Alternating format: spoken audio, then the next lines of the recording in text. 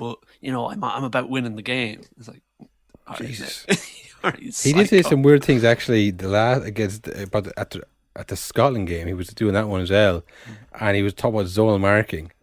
I was like, I hate zonal marking. What were you, Damien Duff? And Duff's like, I was probably too small. I was usually on the wing or on the post. And he said, well, I hate zonal marking because, that way when it goes in, you can't assign blame. But when it's marker on marker, whose fault it was. It's his fault and you need to do better. It's like, Jesus, like, does that solve the problem or does that just mean you can shout at somebody, Kevin Doyle? He seems like the nice one. He's playing good cop, bad cop with Damien Duff, but really he's the fucking dude who's the worst teammate. This is the all-time worst pundits panel I've ever seen. In the worst studio I've ever seen. It's all dark. It looks like they've been locked in a warehouse to do the Euros, and they seem miserable. Did you see it was actually after the Scotland game, and they asked it's Damien Duff, like, what are Scotland going to do now to get themselves up for this England game? A big local derby or whatever. How are you getting up for it? He goes, no, I don't think they'll have any problem getting up for it. I think that's what they'll need. They'll need to, make it a derby, make it passionate. And if it's up to me, I'd definitely use a motivational video. And your man, the presenter, was like, clearly, I say something, you say something, I something, and then we go to break. And like he just said that, he went, all right, good stuff. All right, next coming up we have like didn't react, no awkwardness at all. Like it was like just completely no self. You know what I mean? I was like, oh, that's the way to sign off for Damien Duff. And then he comes back and does the next game. He's still there. So I was like, yeah, fair enough. I thought it was like a parting shot, but no, it was like just at the end of this segment and go, and I'm still pissed off about that. No, honestly, that is nonsense. Nonsense. All nonsense. But listen, I've been on that road before. Nonsense. Talking nonsense. Why should we accept somebody talking nonsense? Like, what would you say? Just why are you talking nonsense about us? Why are you talking rubbish? Hello, everybody, and welcome to a No Nonsense podcast with Cahill and Will. The Euros have definitely arrived. First things first, Will. Prayers up, Christian Eriksen. For sure. We have a lot of fun this show. We've had to go at everyone from France. Don't forget, the French are basically the Brits. To North Macedonia. I mean, there's always a kind of a Make-A-Wish kid, and everyone in between. Yeah. I would like to pretend that anyone who's beaten us recently and or dramatically is our rival. In reality, though, we know that they don't even think with us at all. Yeah.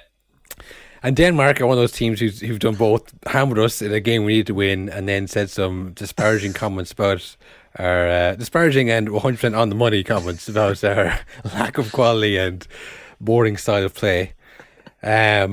But there's no malice in it. It's all just a bit of crack. And I mean, what happened to Christian Eriksen and the other Danish players? I mean, genuinely wish the best for them. Hope they're doing okay. Hope they're getting all the support they need. It was incredible. Watching that. Yeah. Well, we had said last week, or we had said before, that TV's competing with phones, and like I can watch horrific videos on our phones. That usually keeps us occupied. But like you said before we went on there, when it happens on TV, there's something much more sinister about it. It's 'cause when it's live, it's just like, oh, I should not be watching this. Yeah, like when you see on your phone, it's like, not that you do, but it's always like, well, I've done this to myself. Yeah. I know what I was doing when I was clicking into this video, but like watching a game of football, and then it's like it was getting a bit ratty, like between Finland and Denmark. Like they were booing each other's national anthems. Yeah. And I was like, it's so mad because like you're like, oh, we hate the English and like whatever, but like you've no kind of concept of other nations petty rivalries either. Like like they're booing each other's national anthems. Like this is gonna be a real derby. We don't even do that to England, I don't think. Yeah, because at this point, we've grown tired of it. But like, the Finnish and Denmark rivalry is very much alive, and Finland were going down kind of like they're under pressure. Yeah. So they were like getting hurt, and they were going down kind of easily. And it was like, oh, this is going to be one of those games. And then the Danes were going down because Finland were putting in some hard tackles, and then Eriksen went down, and but you get so desensitized to it in football. Like when someone goes down injured, it's like, I'm sure it's probably nothing. Yeah. And then like it just like kicked into gear, and they had players run over, and it was your man Kiar, the captain, went over, put him in the recovery position, and you know the camera then just like zooms in to see, oh, I wonder what's going on. And you zoom in to see his like eyes like wide open. I was like, oh fuck. Yeah. And it just like the term car crash TV, it's overused, but like that I wanted to turn it off. Yeah, I was like, I want to turn this off. I want to leave the room, and I just couldn't. I couldn't look away. Yeah.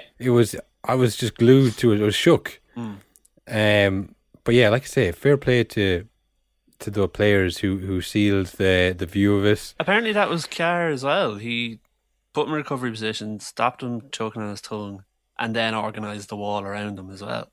That's crazy leadership to do that on the spot.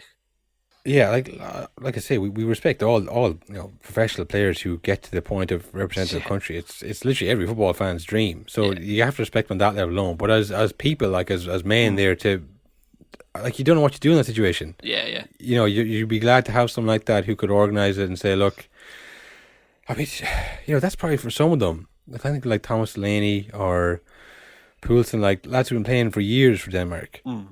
Like I'm sure they're good friends with Christian Eriksen. Yeah. What about an international teammate and a countryman and all that stuff? But like someone you've known for years, and then to have to shield his body from the cameras, for fear of him, you know, because you don't know what the worst might happen. You don't want that to be on live TV. Yeah. But then it's also your friend who may be dying beside you. I mean, unbelievable from those Danish players. And like I said, we have our phone in the show, but like, you know, I hope they're doing okay. Yeah. Awful stuff. But the good news is that we're getting too down the dumps with this. The good news is that he was okay. He survived. He was talking to them afterwards in the dressing room. Also, after watching it on TV, when I heard he was like grand and talking, I was like, how?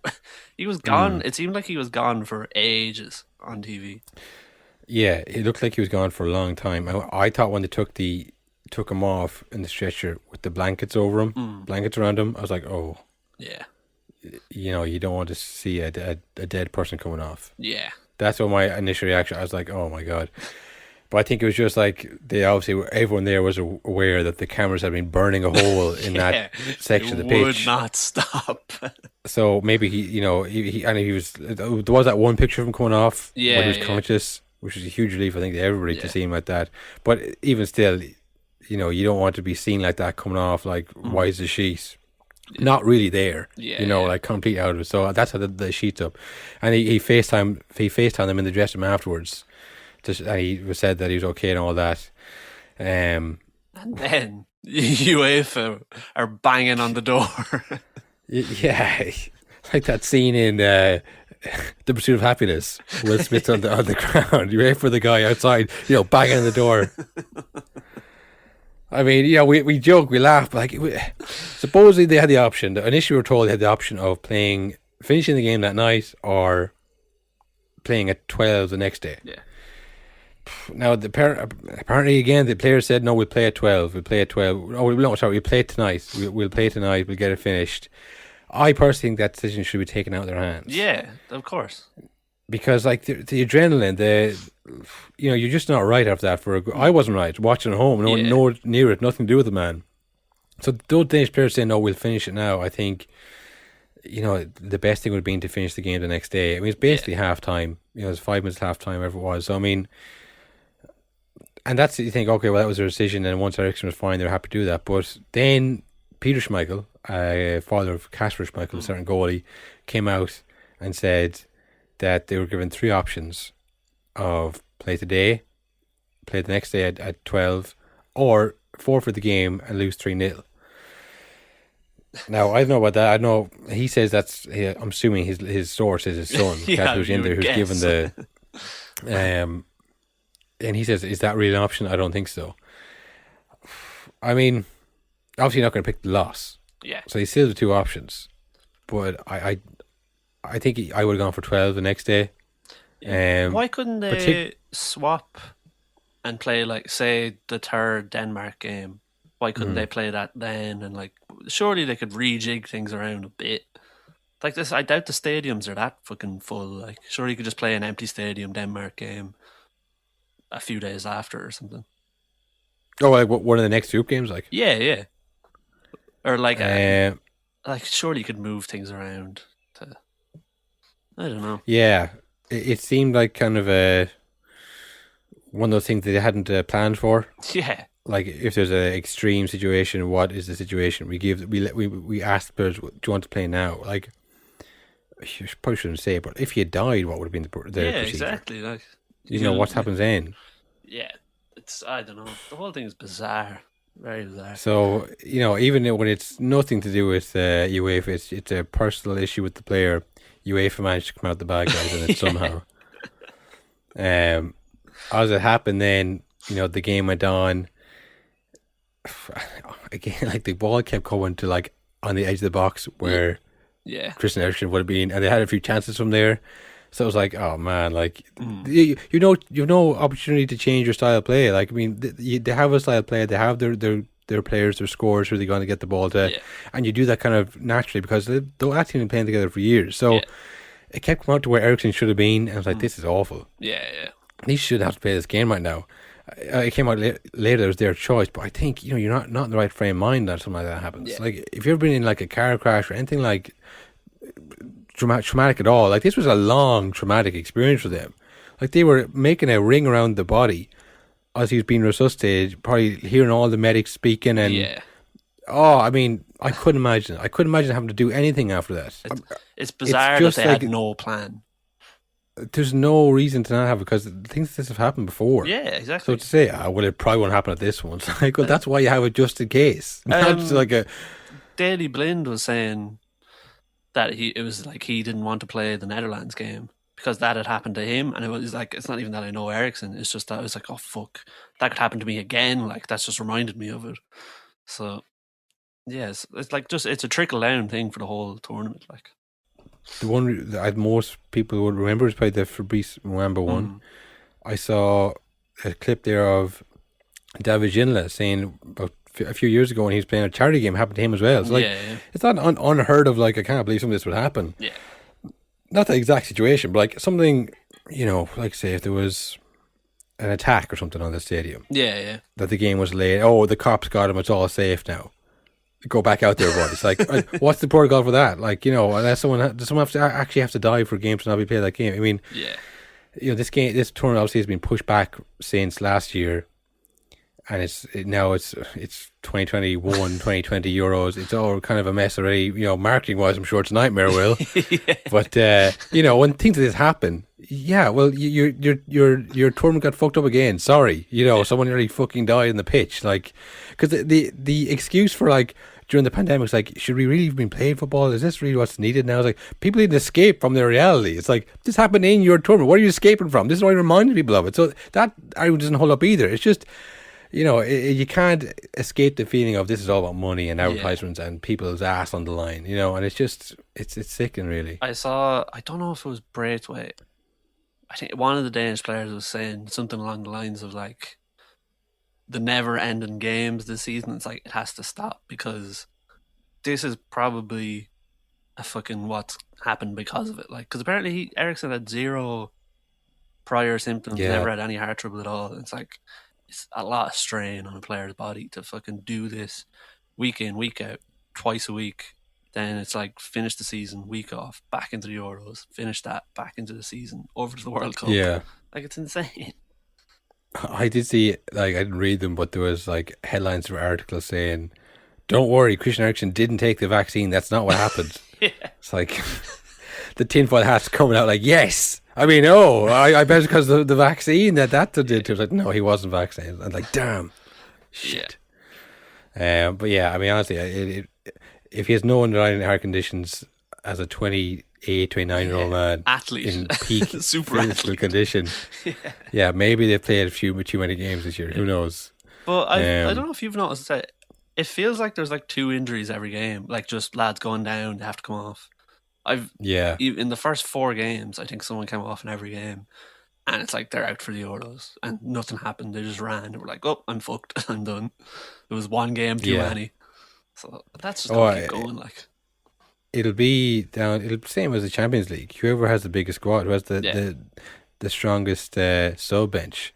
Because injuries are definitely like this. I wouldn't say there'll be a team that gets out of the group stage without having an injury to a key player. Yeah.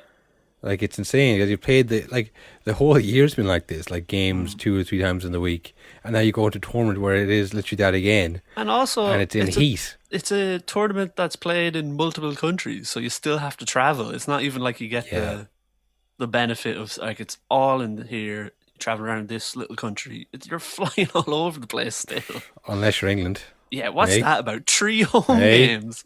Are you Bastards. joking me? All their group stage. Bollocks. We'll get onto them in a bit. But we'll leave them off for a bit. Another one of our rivals. But yeah, Finland, who also beat us twice in the Nations League. We didn't even have a go at them. But mainly because they had see your man playing at the back, at left back, Shaky. Oh yeah, Kerry father, Finnish mother. Why isn't he playing for us? I don't know. I mean, Finland are in the Euros, we're not. So this is bullshit. Maybe stop chasing Patrick Bamford and get O'Shaughnessy in there. Get left back in there. We can't even get someone called O'Shaughnessy to play for us. Yeah. I mean, Grealish and Rice is kind of up there. Like, you don't know where they're from. But I mean, Shaughnessy, that's a Kerry man. That is definitely a Kerry man. But yeah, Finland got the win. Denmark got a penalty and missed, and the way Højbjerg fell to his knees, you couldn't help but feel this was wrong. Yeah. Very tough for Denmark now, with Belgium also in the group, and Russia, who they look bad against Belgium, but they're a good team. Though. They have good players. It was two bad bits of defending from Russia. They gave away the 2 goals, and then the game was over, and Lukaku that's what Lukaku does best. Like those 3 balls, he's so big and so fast, and he's a good finisher. His hold-up play in the first half wasn't amazing. Like, it wasn't. That's not what you get him for, though. Yeah. No, that's not what he does best. He does best fast and strong. So, if a team could effectively park the bus in front of Belgium, that might be your best option. If you're Denmark, that group would be looking tough for them to get out of. Yeah, and as we said there, moving on to I guess the basically fucking the host nation of the whole thing, England. 3 home games, all in Wembley. I was looking at the 2018 World Cup, seeing how did they line up for that. See who they had playing. They had Ashley Young playing as a left wing back the entire tournament and got the semi final. They had Phil Jones and Danny Welbeck on the bench. In comparison to this tournament, in a 26-man squad, they have Sancho and Ben Chilwell not able to make the match day squad. I mean, the depth. I thought they had a good squad last tournament. This squad is way better. Ridiculous. To the point where they don't know who to play, and I think they're going to make some big mistakes. Yeah, I think they got away with it in the first game. Yeah. You can't play Kieran Trippier left back. You can get away with it. Do you know he's played left back 4 times in his whole career? Well, I think that was because they had to play Tyrone Mings, which you're even more scared about. So it's like, we need an actual good 1-on-1 defender because Mings is going to get done. So, like, huge squad, great players, and then immediately they're plugging leaks in the team. It's like we have to screw up that left side. He brought too many right backs. Like, what about the other side, you fucking idiot? Well, there isn't many good centre backs. I'll say that much. I mean, Maguire is good, and Stones has a good season as well.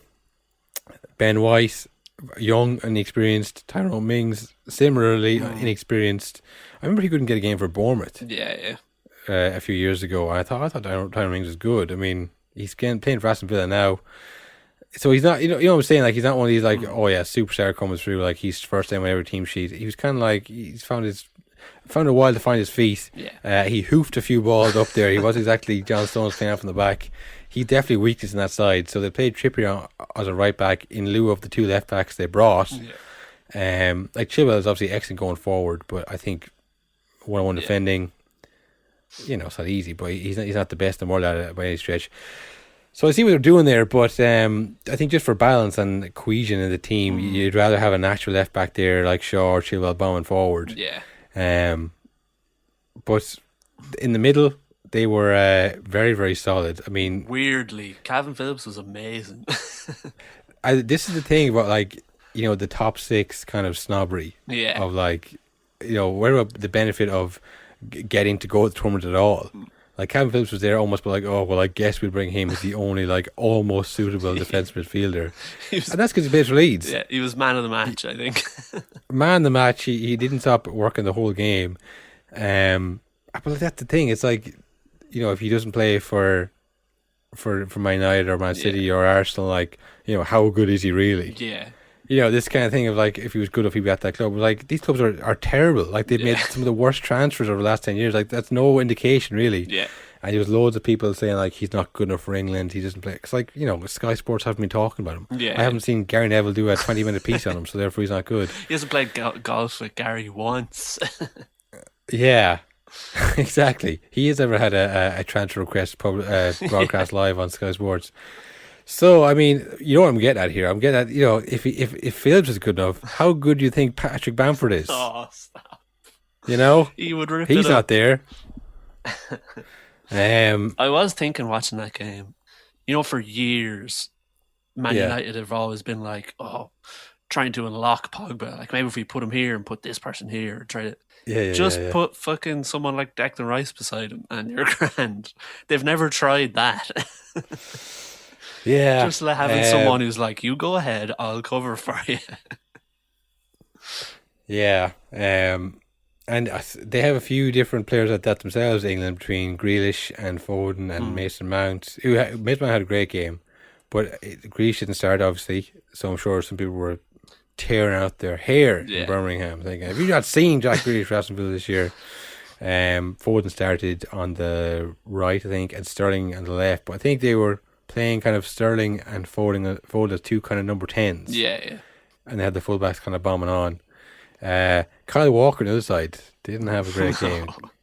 Like, they weren't under too much pressure, but he kept giving the ball away, like lashing it away. A few misplaced passes to Foden. Well, I have a theory. I think it was that, because you know the way the whole talk was, there's so many right backs going. Clearly, Kyle Walker is going to be playing centre back in a back three. And then he probably got the team sheet and he went, oh, fuck. Yeah. I haven't played right back in ages. I mean, some people have said we don't give Kyle Walker the respect he deserves on this show. But I mean, he was bad. Like, there's no two ways around it. He was bad last year. He was one of the worst players. Yeah. Now, sure, you said if he had fucking someone covering his side. But I mean, at the same stage, if he's one of the best right backs there, he should be starting, he should be this. The next day, if you had Maguire fit, I'd be dropping Walker, putting Trippier on the other right back. Yeah. You know, I'm playing Stones and Maguire, to be honest. But that's where I think this England team is going to fall down, because they have so many options. They're going to get it wrong eventually. Like, to leave Sancho off the squad, it's like mad that they have those kind of decisions to make. Yeah, but Carl, who watches the Bundesliga? Yeah, I guess so. Because hasn't he gotten like something ridiculous, like over 20 assists 2 seasons in a row from the right wing? Exactly what they need. Yeah, he's had 2 really good seasons, and he's what, 21? Yeah, I think he's 21. Like that. Like, you know, like say, once he goes to Man United, he'll be first name on the team sheet. Well, I thought that, but there was 0 Man United players on the England squad, like, starting. Oh, well, like, Rashford played well, but I mean, in terms of the stats that Sanchez put up, if he's putting them up for a team that people are seeing in the Premier League, it'd be no question, you know. Because I saw a comment, I think it was on YouTube or something, but of a Dortmund fan saying, I have never once in my entire life of watching Dortmund seen the camera pan over to Gareth Southgate in the audience. He's just like, he's not going to go there. He's not going to watch those games. COVID, man, I can't be arsed. Yeah, I don't know. I mean, they played it well enough, but it does seem like but even playing Trippier left back, just springing on them like, like, you know, surely you should have faith in the system overall. Yeah, like, yeah, you have replacements that aren't as good as your starting 11. It happens in every team. Obviously, they'd be starting if they were better. You know, sometimes they're just as good, but like, you know, most times the person starting is slightly better. But, you know, you still play the same way. You still play the same system. You trust how you've planned to get goals and how to defend. You don't go, oh, fuck, we have to change the team slightly. You, left back. You're the left back in life. Like, you have to cover that side. Sancho's like, where am I going, boss? Oh, get out of my face, man. Like, it doesn't seem like a settled squad that would win the tournament. Do you know what I mean? he's a bit of a coward. It seems like he wants to please everybody. Yeah. He's like, sure, Trippier, I'll play you. 1 sec there, let me just rejig this around. So England were okay. They have obviously great players, but I don't think they're going to win it all. No. Croatia, maybe their reports of their death have been greatly exaggerated by you, by Will Byrne. me. Also, reports of Scotland being good, very exaggerated by me as well. They looked shite as well. Yeah. No Lovren. Maybe that was the key to still start the maniac. Well, he was busy. He was at a protest, probably. He was tearing down 5G towers. Yeah, I mean, the Croatia, like Modric was very good in the middle for them. Rebic, I think he used to be out wide for them. And now he's kind of the main man up front. I mean, it is what it is. He's not as good as Mandzukic, essentially. They had a few others. Kovacic in the middle was decent as well. But I don't know if I think they'll probably get out of the group still. Judging from what I saw from Scotland and Slovakia. Was it Slovakia? No, Czech Republic. Czech Republic. Scotland, judging from what I saw from Scotland and Czech Republic, I think they're probably good enough to get out of the group. Because Scotland and Czech Republic, Scotland weren't great either. They look poor. They didn't start Che Adams, which I was surprised about. Didn't start Che Adams, no Billy Gilmore. Tierney, I don't know what the story with him is. Because they have Robertson as well, like so. Probably injured, I think, is he? Yeah, maybe injured. But I like when it's because if you have to decide between him and Robertson, it's like much of a muchness. They're both savage. But I thought they were playing like a back three, and he was ring back. That's what I would have thought. Yeah, ring back, Surely, like we did against Serbia. Yeah.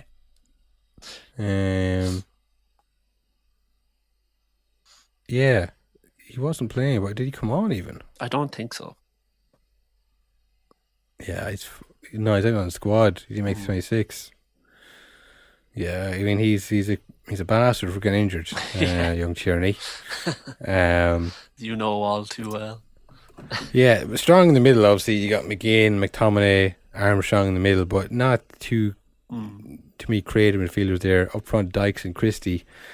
I would have thought you'd play Chams up there because he plays well up front with for Southampton with Ings in the front too. So I thought, yeah, that's perfect for him. And they had a few chances and they didn't put them away, Scotland.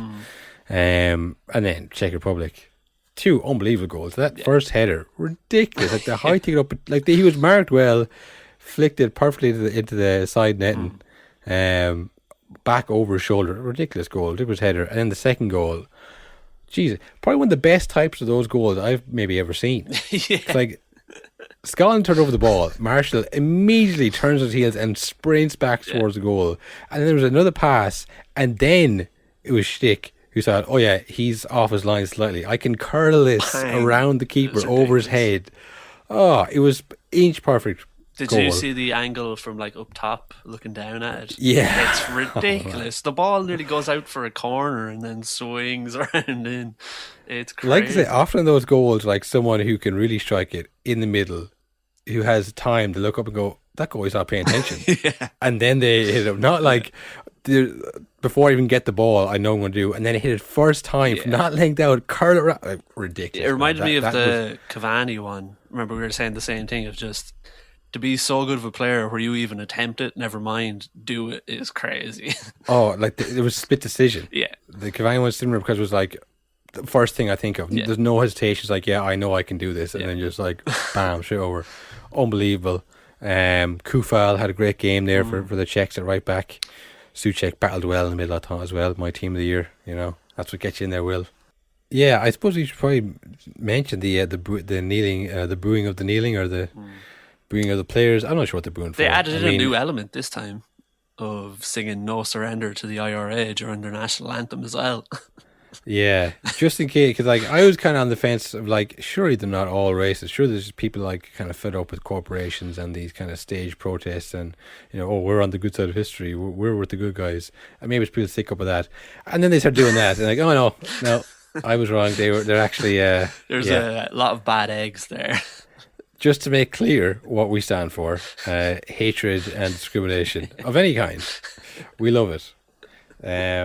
It's so mad because like they were booing at the start, and then like the majority of the crowd like kind of drowned them out with cheers and claps. Like, yeah, it's definitely good though that there's an element like that you have to drown out. Let's just pretend they're not there. Let's just pretend we're all clapping and cheering. It's like, well, you're not, and it's a minority today. But I mean, like, it's awful, you know, because I know in other countries it's kind of like a cultural thing, like kneeling. Yeah. In Poland, it's like you kneel before no one but God kind of thing. It's a more religious country.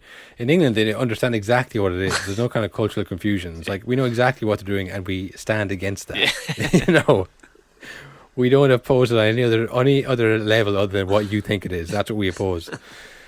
Yeah, and it's you know you're booing the team, I guess. We're booing the idea, but like it's the players who are doing it. So when you're booing them.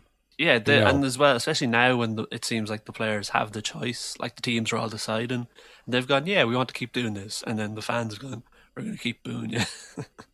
Yeah, I know they can't stop. If they boo, you can't stop because now you look like you're folding to racist pressure. And it's weird now because remember we've said before where like they should probably stop the knee because it doesn't really mean anything now. But now when people are booing it, now you have to keep going because now it's actually doing it again. It's getting people talking again. Yeah, exactly. Because in empty stadiums, it felt kind of like just part of the handshake. Imagine if they were booing the handshakes before the game. Like that's what it's like now. So it's like, oh, well, we'll keep it. They wouldn't stop the handshakes. Like, they don't like us shaking those lads' hands. You know. So it'll probably go on for the whole tournament. Oh, definitely. Maybe if they win, if they get to like the semi-final, maybe they'll stop booing them. But it's a bizarre situation. The Brits, they're putting out like videos like, please support the English team. Do not boo the English players, please.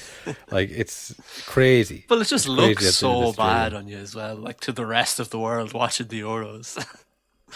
Well, I don't know. It depends what country you're in. Yeah, that's true. There's a lot. If you were Hungary, I mean, do you see how they were the biggest booers? Where they took the knee against them in the challenge game. That was wow.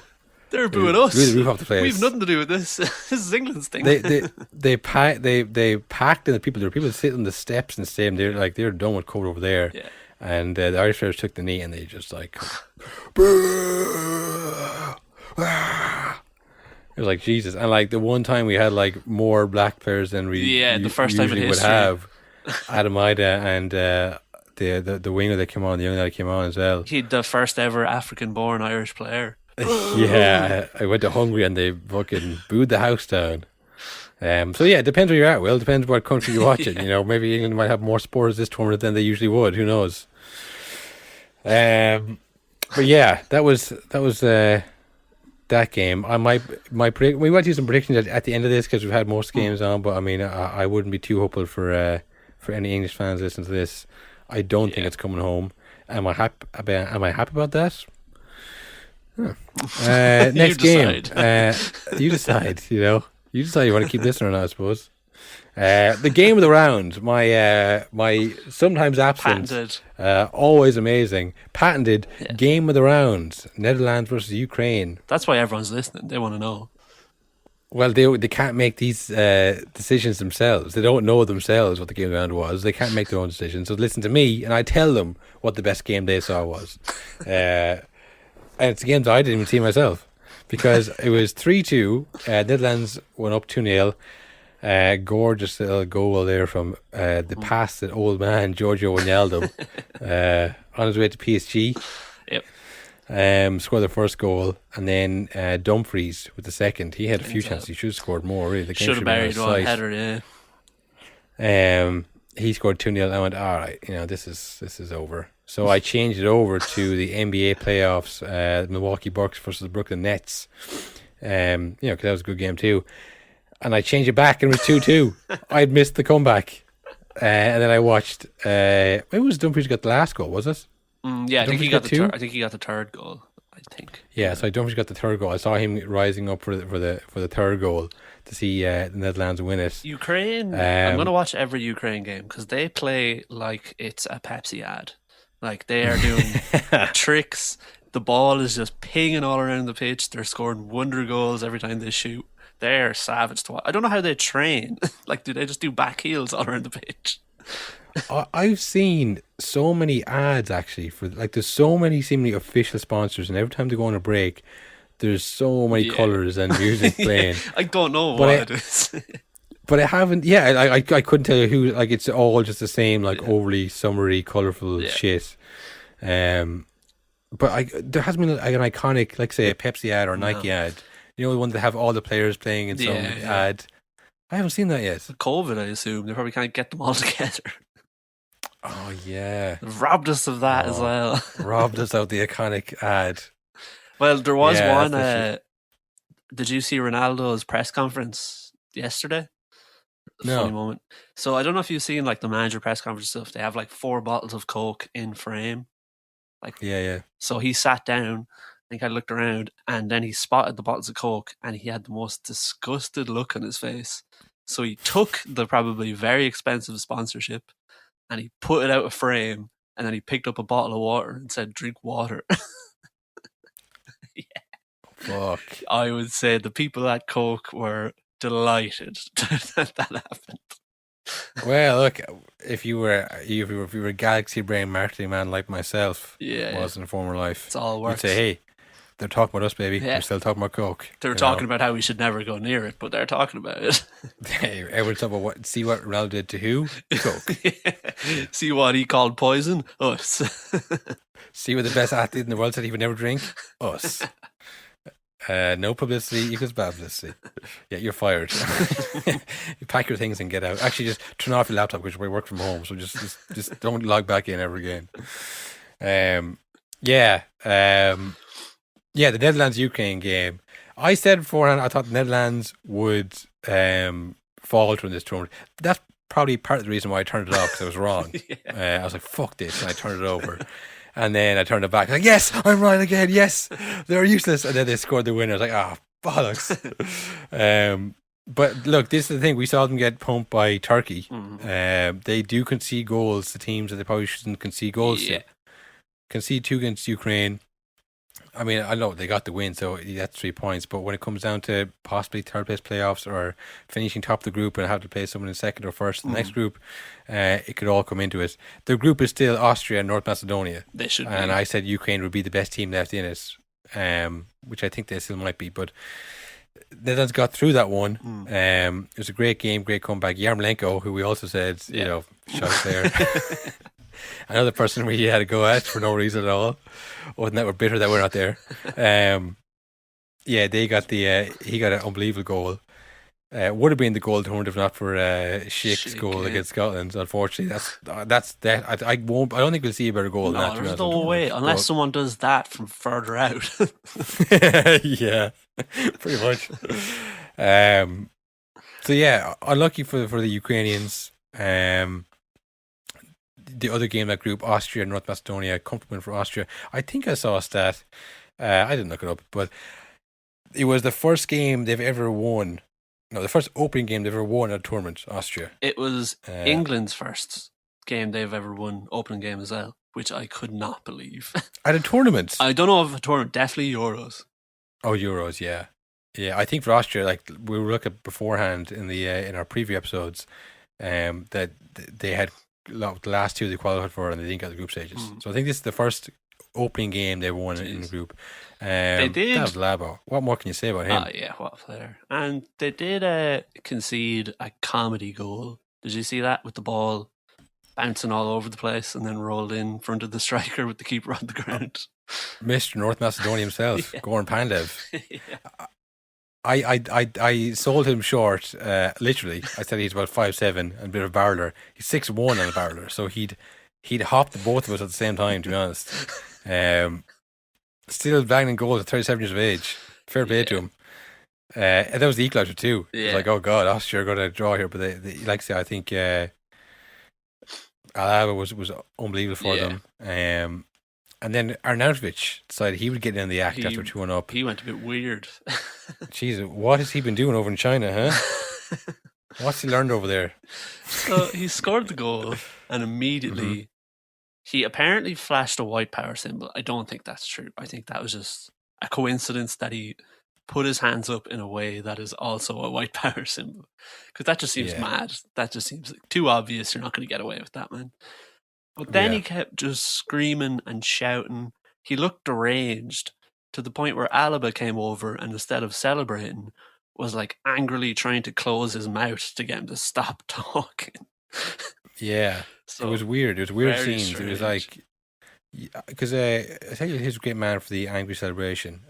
Coleman, Seamus Coleman. I was like, Jesus, he's really intense, But this was not. I thought that was this for a minute, and I was like, no, he's like genuinely angry. He's not like celebratory angry. He's saying things he shouldn't, I think. And then trying to shut him up. Yeah. But then I was like, that's probably nothing. But then he released an apology, which is basically like, I was saying crazy shit. So apparently he said something about the North Macedonian players' mothers. Hey, leave the mothers out of this, all right? I think. And he then said a slur about Albanians or something like that. Who weren't even playing. I don't know. I couldn't make heads or tails. Yeah. Interesting to see if anything happens to him. Because again, another player we flagged in our previous episode, one of their more talented players, he can get a goal for them. You wouldn't want to lose him now in the first game in a 3-1. Getting the third goal against North Macedonia would be fairly, a hollow victory if you lose him for that. I think nothing will happen to him because, like I said, I couldn't make heads or tails why he's talking about. So I'm sure the people who make these decisions were like, Albania, they're not playing. Yeah, if there's not enough outcry, they won't care. Like they don't actually care about any of this stuff. No, it's only when people be getting their back to go, all right, fine, we'll sort it out. Yeah. Jesus, didn't send it to me. Get Denmark on the phone. Yeah, that group is still open. I think personally, I think Austria, Ukraine could finish in that second spot. But whoever gets third place finisher, beating North Macedonia by a few goals, could be the decider getting that third spot. What else do we have then? The Group E games, the Poland Slovakia. Now this is of special interest to us. Not one for our Polish brothers in Ireland. 100,000 strong apparently, give or take. They were playing Slovakia, the team that would have been us if we beat them and then beat Northern Ireland. Now, they were big underdogs going to that game. Yeah. They were kicking lumps at each other. Yeah, it was good. They got Poland had a player sent off for 2 yellows. The first one kind of, it was cynical enough, but innocuous all the same. The second one, not really a yellow, and definitely not a yellow for red card, which does, there's a slight kind of nuance between getting yellow and a yellow sent you off. Kevin Doyle reckoned that the ref clearly must have forgotten that he'd sent him off and, oh no, I've already given him a yellow. Well, off you go. But there was no bite. That was a harmless game. Utterly harmless. But I thought it was a great game, very physical. Poland, Slovaks came out on top on that one, unfortunately, for the Poles. Poland looking like they did in the last tournament I was reading comments as well from, I think it was in like the football Reddit or something, from Polish fans saying like, the top comment was like, every fucking tournament people say we're dark horses. We're not. We're always so shit. Yeah. Well, speaking of that, I mean, you said, I don't know what goal you're going to pick, Fabianski or Szczesny. I mean, they're both so good. First keeper to ever score an own goal in Euro Championships. Wojciech Szczesny. I don't think we got much right in our preview at all. Yeah, I mean 50-50 I think some of it. Poland I think I called right. You said it. You said they play boring stuff and they try and get the ball. Lewandowski did a goal. That's pretty much how it played out. Yeah. Lewandowski wasn't the best, kind of like Harry Kane I suppose. He's also been linked with a few moves away. I don't know if that's playing in his mind either. But definitely Lukaku. Oh, man. Who is rated highly by a lot. I mean, in comparison with Kane and Lewandowski, Benzema obviously had to play, but Haaland not there. Lukaku looks like the best striker in the world right now after the first round. I could see Schick. I think I said it in the last episode as well, but after that goal, I could definitely see teams trying to snap him up.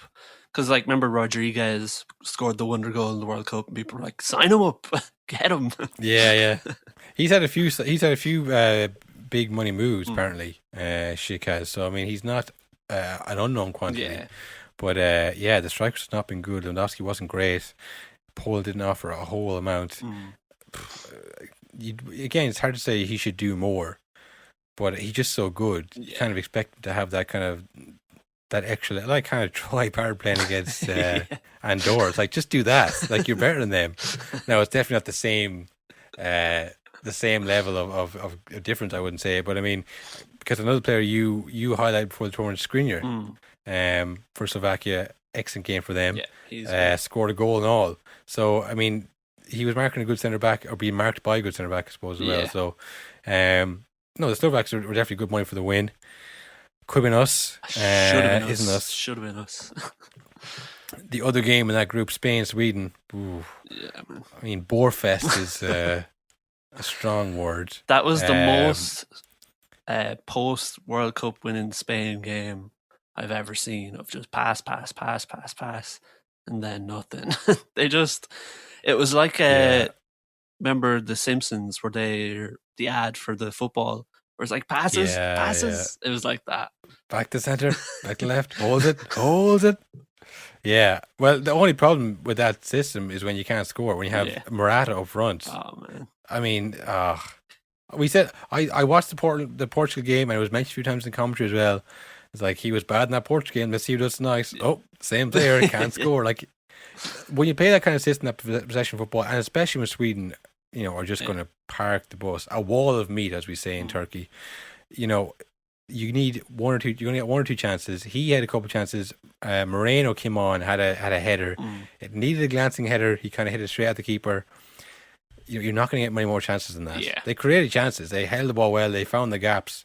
Alba was great on that left for them. But in any game, you need your striker to put away those chances. Yeah. And I don't see. I think they'll still qualify from the group, because that was a particularly unlucky game for them in terms of the chance not going in. But if you don't have a top striker playing that system, it's not going to work. Yeah, if you don't have fucking David Villa like they used to have, or boys like that.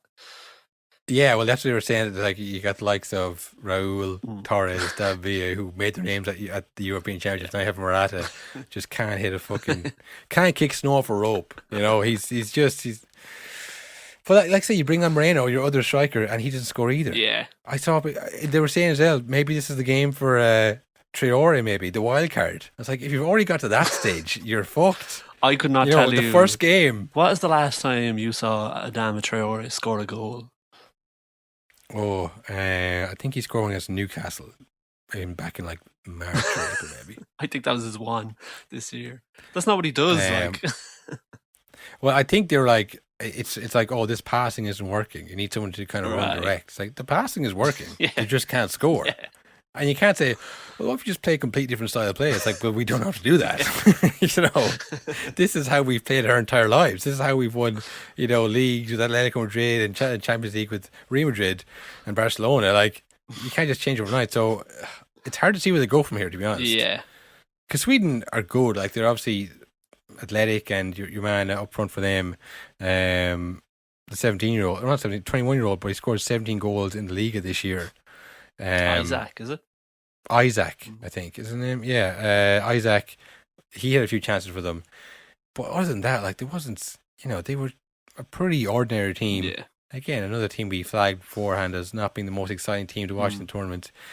They have then Slovakia, who are no fear now. They can go out and play Spain. They never really need to win that game, but now it's just like, whatever, man. We can, no pressure. And then you have Poland as well. I don't know. I think they'll get through the group still. I think it'd be a crazy to see them knock it out of that group, but in terms of win the whole thing, no, I'd say no chance. Yeah, I think so as well. The big one then, bandwagon wheel.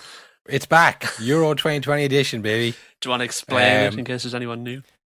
I do want to explain it, Will. Bandwagon wheel is a segment where we pick a random team from a different league at the start of the year, and we follow them, and we become super fans for the year, and we get on the bandwagon, and we spin a wheel, thus the name Bandwagon Wheel.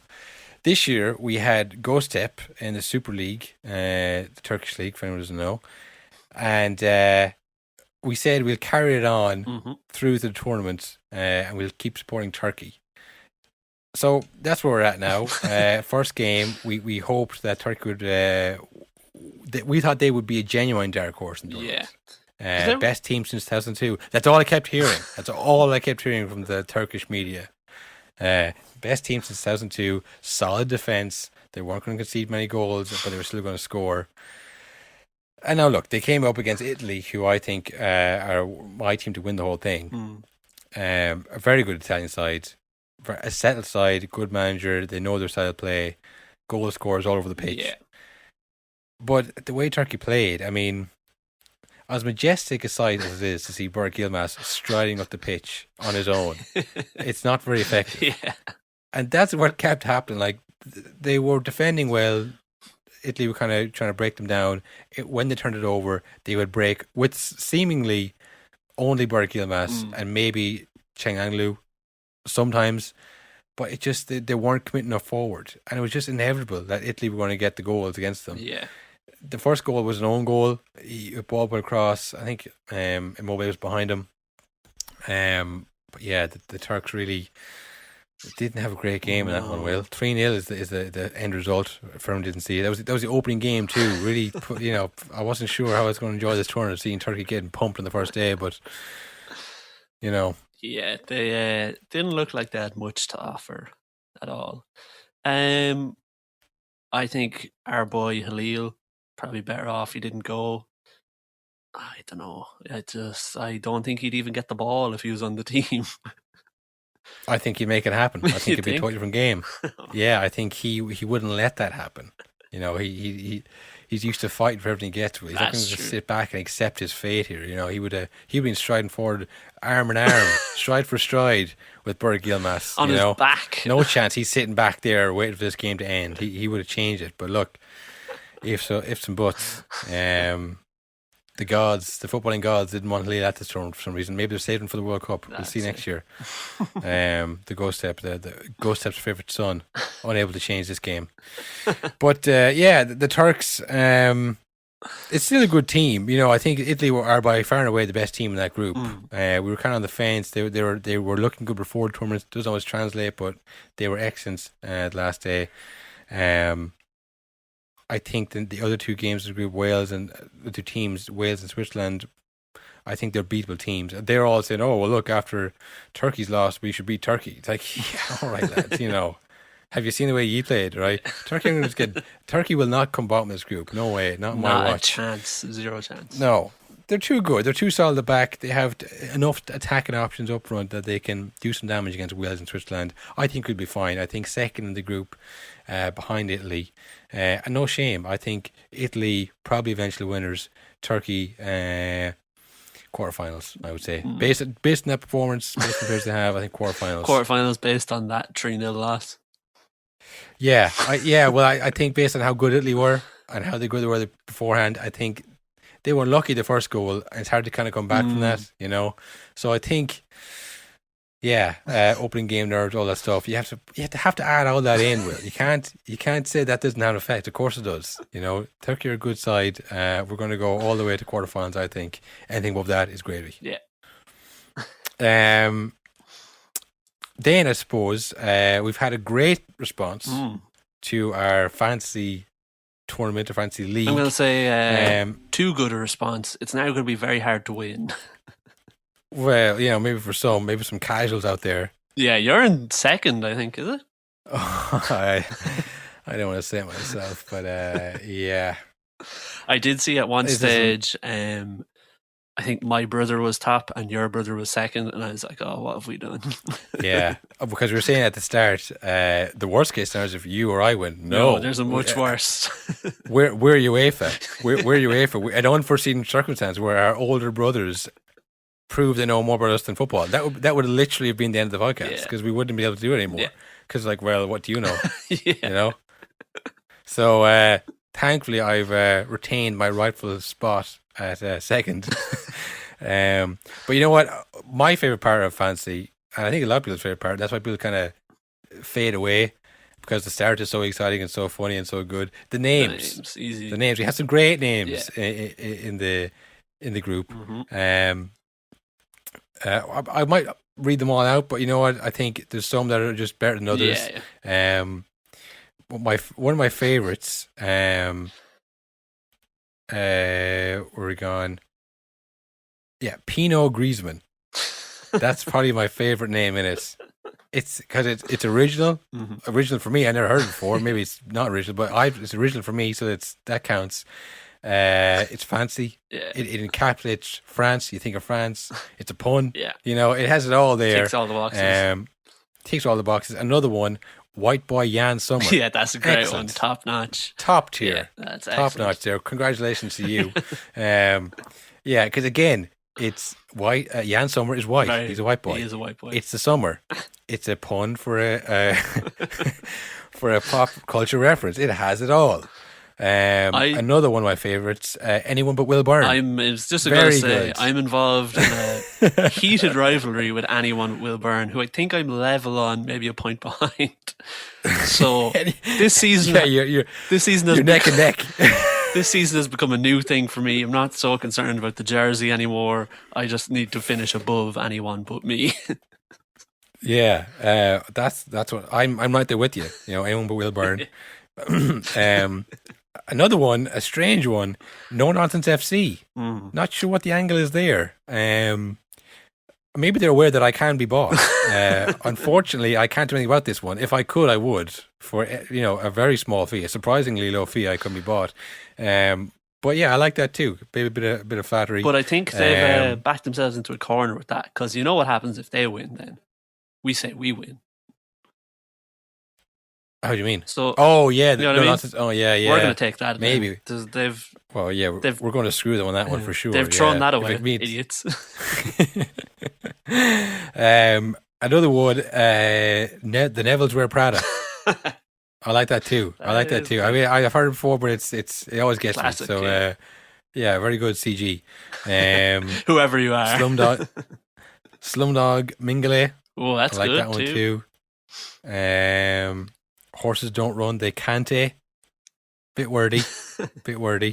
But good all the same. Your Owl Lady Has Worms, a classic. That comes just up. So that comes good. up every league. That's a classic. One that maybe just kind of laugh out loud. Brexit. It just got me. Just another top tier one. Yeah, Declan Fried Rice, another one. I like that one a lot. There's some great names. Like I said, so glad that everyone's kind of joined in. Maybe it's just for the jersey. I like to think it's because you love us as brothers and as friends. But no, honestly, it's great to have a good little tournament going. Top of the league this week. Well, the round isn't over yet, but as we record here on Tuesday, we have a few games left tonight, which could be pivotal because we got Portugal, France, and Germany playing. But at the time of recording, Bin Chickens, you're at the top of the league. Also, funny name. And a good name too. Good name, good team. He has it all. And then of course me, Vario Sirius at the back. It's hot on your heels. It's pretty tightly contested still. There's been no one who got like the equivalent of triple captain in Aguero, who scores a hat trick, and that's the league done. That hasn't happened yet, thankfully. Yeah, there's no bonus as well, which the bonus system, when it comes your way, it's like, yeah, good. Other times, it's like, oh, for fuck. Yeah, sake. what are the rules? You lose by 10 points, and then you lose by 16, 17 points, and it's like, oh, and then you lose interest. This is just what happens on the pitch, baby. Goals, assists, I think tackles maybe as well, I'm not sure. But, stuff that happens on the pitch. Did you know you get a bonus point if your goal is scored from outside the box? That's a good rule. I like that rule. Yeah. There's something tangible about that. Not like, he had a great game. He had bonus point system. He had 82% pass succession, and he also bore in. No, I'm not having that. How many screamers did he score? Yeah. So I actually got lucky enough with the fantasy. I got lucky and unlucky because I was doing my due diligence for the first game. And I saw the rumours were coming out that Kevin De Bruyne was not going to start because of the injury he sustained in the Champions League final. So I said, right, I better change things around here. And I was looking into it as well, and I saw that the defense they were probably going to go back three with Castagna as a right wing back, not Mounier. So I took Mounier out. Yeah, and I put in Denier, who's going to be in the back three. Denier didn't play it. They played Dredrick Boyata. Yeah. Remember him from Bolton? I mean, I know company's gone, lads. We don't have to fucking, they're really struggling at the back there. So I took out Mounier, put in Denier. The game starts, and like Denier's not playing, but Mounier's not playing either. So it's like, oh, well, I guess, It wouldn't have mattered what I did. And then, of course, Mounier comes on, gets a goal and assist, and I'm raging. And what's worse is, because I'd saved money from changing him out, I said I better upgrade my goalies because I had 2 4 million goalies. I'd better get a better goalie in. So I picked Donnarumma and I put him in the team. And this is where I got lucky because this is all getting cut. No one cares about this, but this is I want to try and tell somebody. I got lucky because I had Donnarumma on the bench and I forgot to put him in. So then the Italy game comes first. They had a clean sheet. I'm like, oh my God, I can't believe I don't have him in. And of course, here I have in the Finnish keeper. And I had him on the bench. Clean sheet, 6 saves and a penalty saved. I mean, ridiculous. So, lucky and unlucky. You take it. I did the classic. It can go kind of 2 ways when you're making your team, if you're like really making an effort. I did too much research with the podcast and stuff. And then I put in John McGinn in midfield because he's top scorer for Scotland. But then as soon as that game was done, I was like, well, obviously he's not going to do anything at the Euros. Like, what was I thinking? Now I need to change my whole team. I have like 4 players that I know are going to get no points, but I picked them based on statistics that don't matter. Yeah, this is the big game for this is the big day, I suppose, for fantasy players, because I was kind of shying away from France, Germany, and Portugal because the group is so tough. Yeah. Like, Belgium have a good. You can wild card them all in later. Yeah, so we'll see now who performs. Like, if Germany, like I say, a lot of people are saying Germany are not at it, they're not going to play well. If that becomes apparent in this first game, it could change it now. Yeah. You could say, okay, right, Germany are a soft touch. So, big game for fantasy players. I'm already picking out my jersey. Not even after game week 1, after almost game week 1, I got my jersey picked out. Will, don't worry about that. I don't think you need to look. So yeah, no, honestly, glad everyone's joined up. Hope you're all enjoying it, and best luck to everybody, especially myself. That about does it, Will, I'd say. That's it. What games we have to look forward to tonight? We have Germany, France, Hungary, Portugal at 5. The warm up, and then we have France, Germany. Yeah, those games tonight. How do you see it going, Will? Hungary, Portugal, upset on the cards after seeing Hungary against us. Do you think they can beat Portugal? No, I think it'll be 2-0 Portugal. Yeah, I'm going to go for 3-1 Portugal. Ooh, slipping a goal. Yeah, I think they concede because you know what it is, Will, in this group for third place playoffs, you're going to want to put up a big score against Hungary because you'll do well to beat the other 2 teams.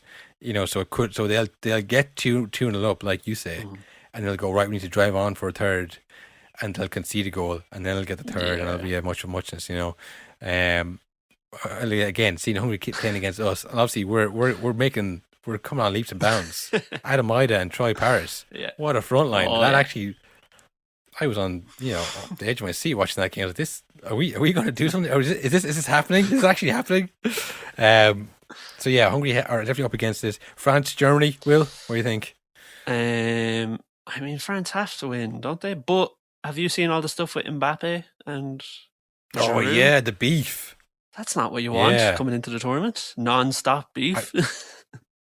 I saw that where the whole thing, if you didn't see it, was that Giroud was saying he wasn't getting enough service, for goals. And then when Mbappe went off and people actually started passing the ball, 2 goals. What a surprise. Quelle fucking surprise. I scored 2 goals. And Mbappe came out and said, look, I have no problem with that. I'm a striker too. I'd be the same way, especially if I'm going for the record. Giroud is going for the all-time France goal scoring record ahead of Henry. What? I think he's 46. Henry is 50. I mean, I've seen this tweet a few times over the last few years. Like, if you just show your grandkids Giroud's highlight reel, plus all the things he's won, plus his goal scoring record for France, say he must have been one of the greatest players ever. It's like, nah, not really. So what do you mean? It's like, nah, he just, he wasn't. I mean, he was good, but like he wasn't. He just. He wasn't, like, I don't know what you're talking about. I don't know. So he had to go at Mbappe and players like giving the ball and saying, look, my record, that's who the fuck I am. And Mbappe said, look, I have no problem with that, but don't say it to the press. Yeah. Don't fucking air your dirty laundry in public. That's not what you do here. And also, said, if it was me, Mbappe said, I would say to your face. Yeah, like I'm doing right now through the press. Well, look, he started, man. All right. Yeah. Let's have a good game tonight, boys. Yeah, I mean, this is the thing. It's like if you're Mr. Keep it public, then you have a quiet word with Drew and go, listen, Drew, if someone say it to me, don't say it to the press. But you don't then say to the press, she should have said to the press. Now you're just keeping it going. Yeah. And apparently he apologized, and then Mbappe refused his apology. Uh-oh. Now again, I don't know. I don't know how Drew apologized. This is the thing. It's like I'm sorry that you don't know how to pass to France's second greatest goal scorer ever, me, Olivier Giroud, and I'm sorry that hurt your feelings with me stating very obvious things. I'm sorry, Kylian Mbappe. Oh, he rejects my apology. Oh, what? Whoa, very mature, very mature. Jeez, get a load of this guy, everybody. Like, if that's why I apologize, I probably would have not accepted that either myself. But who knows? Yeah, Mbappe over the last few months doesn't really come across as the most humble man. Yeah. Well, I was thinking, I was saying to somebody as well that Pogba always plays better for France. It's probably because he's the least successful player in that team, which is insane. Like, they've all won like leagues at Real Madrid and PSG, and he's won the FA Cup and the Europa League, and he won leagues at Juve years ago. He probably doesn't remember them. So if he comes in, just get your head down, don't make any waves. He's the guy with his head and his shoulders in that team. Like, that's the ego of that team. It's ridiculous. Yeah, so I could see, and as well, the way people are talking about Germany, I know they've been bad lately, but just reading out the players, I could see them maybe causing an upset in this game. Yeah. If I was to guess, I would say 3-0 France, I think. I think 2-1. I think it's 2-1 Germany, I think. I think Benzema, Mbappe, and Pogba to score, and I think Werner to miss a sitter. Unfortunately. No, honestly, that is nonsense. Nonsense. All nonsense. But listen, I've been on that road before. Nonsense. Talking nonsense. Why should we accept somebody talking nonsense? Like, what would you say? Just why are you talking nonsense about us? Why are you talking rubbish?